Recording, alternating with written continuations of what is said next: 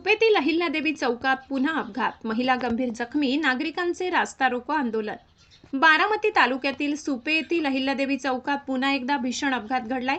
काही दिवसांपूर्वी दोन सख्ख्या भावांचा अपघातात मृत्यू झाल्यानंतर तिसऱ्याच दिवशी एका महिलेला ट्रकची धडक बसून ती गंभीर जखमी झाली। जखमी महिलेवर बारामती येथील महिला रुग्णालयात उपचार सुरू आहेत।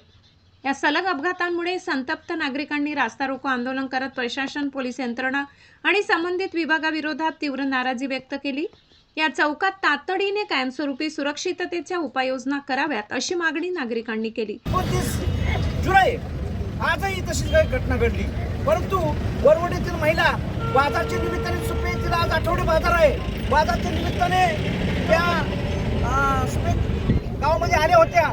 जात असताना कॉर्नरवरून सुपे गावातून आलेला एक ट्रक, टाटा ट्रक डायरेक्ट आपण पाहतोय सीसीटीव्ही मध्ये, डायरेक्ट तिच्या अंगावर गेला आणि हातावरून पूर्ण हाताचा या ठिकाणी चुरा झालेला आहे। हातावरून गेल्यानंतर रक्तस्राव मोठ्या प्रमाणात झाला आहे आणि तिच्या जीविताला धोका निर्माण झालेला आहे। हीच ती घटना, हेच ते स्थळ ज्या ठिकाणी आपले दोन सख्ख्या भावांचा डोंबरे बंधू या ठिकाणी गेले। काय करायचं काय लक्षात ठेवा। बऱ्याच वेळा आम्ही अधिकाऱ्यांना सांगितलं, परवा कालही मिटिंग झाली। काल या ठिकाणी सुपे पोलीस स्टेशनचे सहाय्यक पोलीस निरीक्षक मनोज कुमार नवसारे, ग्रामस्थ, सुपे ग्रामस्थ असतील, परिसरातील ग्रामस्थ असतील, त्याचबरोबर सरपंच असतील, आजी माझे पदाधिकारी या ठिकाणी उपस्थित होते। पण तरी सुद्धा याच्यावरती योग्य ठोस निर्णय निघत नाही।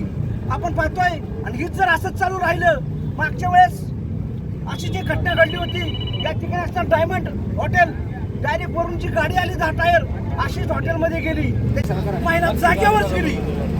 हे वारंवार जर घडत राहिलं तर 100% तुम्हाला सांगतो गंभीर स्वरूपाचं आंदोलन छेडलं जाईल, पूर्ण रस्ता रोको करण्यात येईल आणि त्यावेळेस मात्र होणाऱ्या परिणामांना शासकीय अधिकाऱ्यांना सामोरं जावं लागेल, लक्षात ठेवा।